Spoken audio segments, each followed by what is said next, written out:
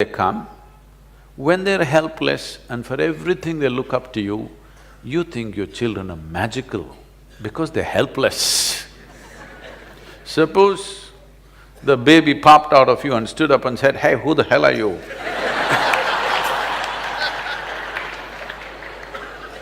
You won't like this baby. But he takes 14, 15 years to ask that question.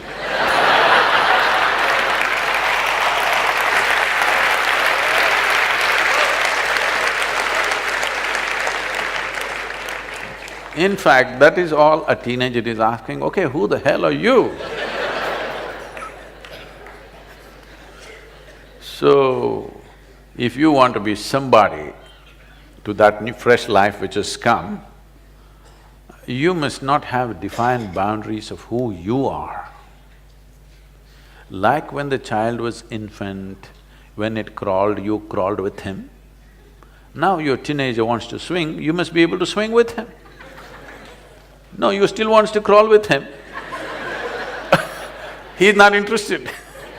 He's beginning to ask.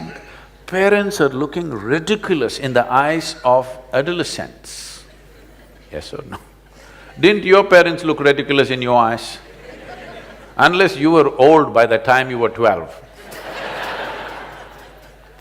If you were young and energetic, your parents look ridiculous because they think still you need to be crawled around and choo-choo-choo, moo-moo-moo, poo-poo-poo to you. Every day life is changing within you because you're growing rapidly and the fools around you not able to grasp that, whoever they are. Usually, grandparents become little more endearing than parents because they have little faraway look, you know. A little faraway look because teenage means you're slowly getting poisoned by your hormones.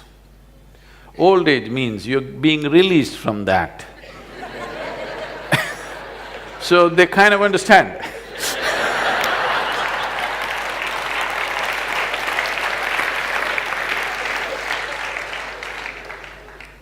So those of you who are in middle age have no clue where the hell you are. Even historically, the Middle Ages represent a confused state of mind. So don't deal with your teenagers. Please make yourself available to be dealt by them. Make them responsible for everything. 1 month, I'm telling you, 1 month you have the courage to hand over your monthly income to them and say, manage the house. Just give them responsibility. You will see dramatically it will change, you know. Because you must understand, I have been a telephonic father, okay? From the age of 3.5 months, my girl traveled with me, alone in the car. We built the Isha Foundation in a Maruti 800, traveling thousands of miles. In 1 calendar year, or actually in 14 months, I did 135,000 kilometers on my Maruti, okay. So, she was 3.5 months old, one hand on her in the front seat, strapped, and my right leg doesn't go easy, you know, boom. So, she grew up in the car till she was 4 years of age. I thought I'll never send her to school because we had bonded and she had such wisdom because she's seen the road, she's seen the people, she's been in all kinds of families. I thought I shouldn't mess this up by sending her to a school. But you know, that age group, that company, unless you have a whole cricket team of children at home, just one child doesn't work, just keeping them alone because they may become too old when they're young. So I put her to school after that. After that, she's always continuously in one hostel to another. And… but we kept a very active engagement thanks to the cell phones. Earlier it was the black phone, I would stop somewhere on the highway because I know only at a particular time You can call her in the school. The school opens that phone time only 1 hour. So I am somewhere on a highway, find that black phone and get on, and for that 1 hour I'm on the phone with her. That side for her, all the children outside are screaming at her. Here at the booth, all the people are banging on the booth. So I always had this thing at that time. I'm driving on the highway, I have many phone calls to make, local, international, all kind. First I would get down and go to that phone booth guy and give him 5,000 rupees. He'll be surprised, just hold it. Deposit. And I get into the phone booth and now I am a valued customer. The other people come and they want to make the call within 3 minutes. And they're all standing in a queue and making faces at me and just gesticulating. But that guy says, no, don't disturb him. Because straight 5,000 rupees, I'm making international calls, all calls, because there was no cell phones at that time. So I find this time and speak, and after that she went to college and then everything, whatever she's been pursuing, always on phone, and we've kept a very active engagement, and we've never really stayed home. If she comes for vacation, next day we'll be traveling somewhere, but never really at home. But a very active relationship I kept with her, largely on the phone thanks to all the telephone waves that are going on. So, it was such an active engagement. Why I'm saying this is, and whenever I saw there's a certain intelligence in every child, I'm not trying to project this is a special child, no, she's just normal, brought up in a special way, for sure. So the thing is just this, if she comes home or if she's with me, I leave all my important decisions in her hands. She's only 5, 6. People's problems, foundation issues, administration, I just put it to her. She comes up with her own wacky solutions. But 5 out of 10 times, she would come out with something brilliant. This is not… I want you to understand, I'm not projecting this is a special child. It is just that most people never give that opportunity to a child's intelligence because they want to do boo-boo-boo-boo, do-do-do-do with the child. I never bought toys for her. If she wanted to play, I took her out for a walk in the jungle, I put her up on a tree, she learned to climb trees and do things and stuff. Never bought her toys, ever. Here and there somebody gifted, but she never was interested in them because there were more exciting things. I caught snakes for her, I caught garden lizards for her, more exciting things, live things to play with.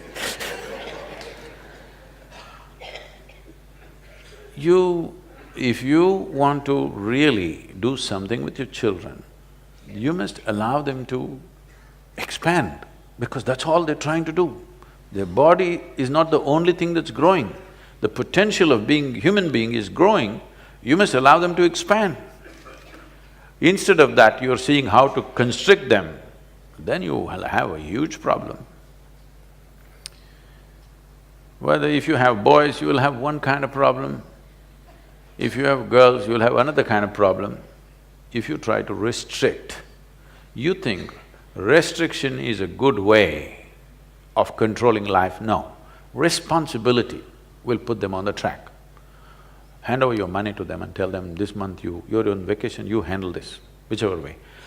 You're afraid, maybe he'll go and blow it up, what'll happen tomorrow?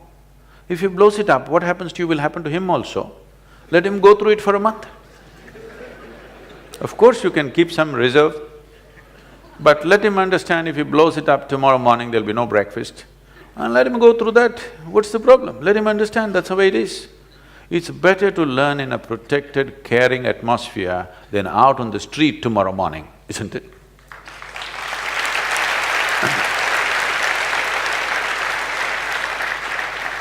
And above all, drop this damn thing that your child belongs to you.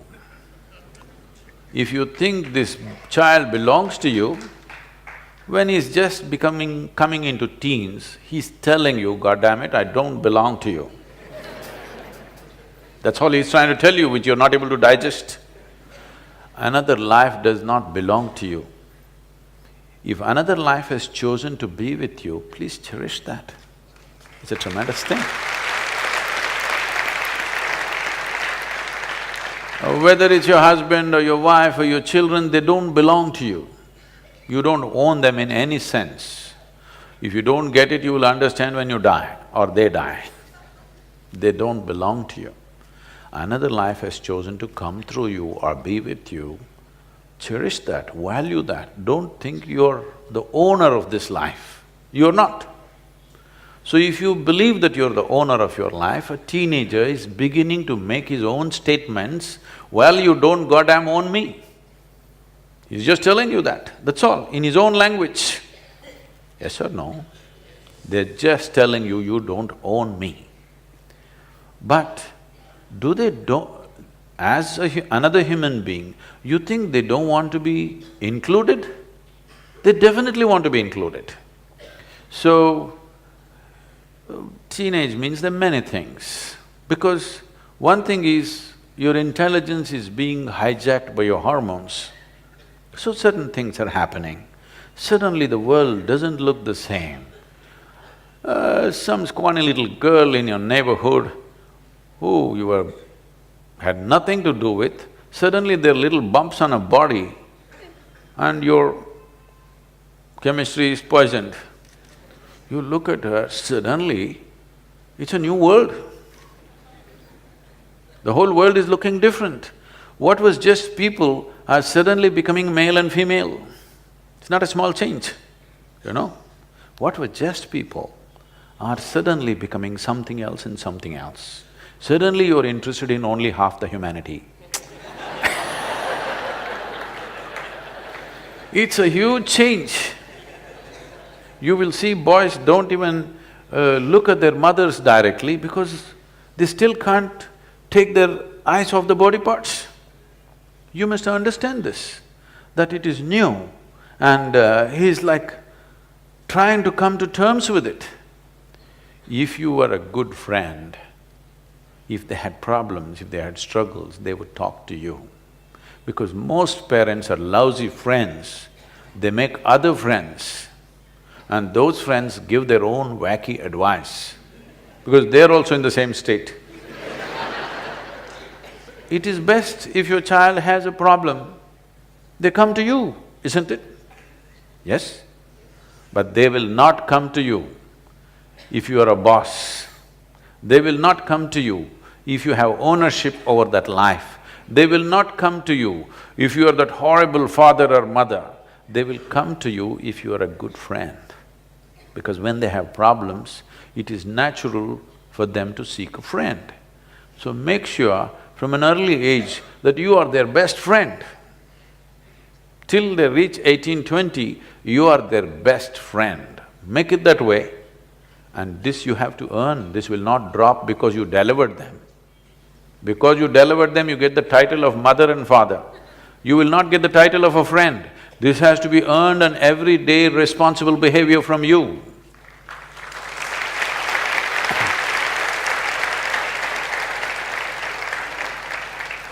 I don't want to go too hard on you, we'll leave you here.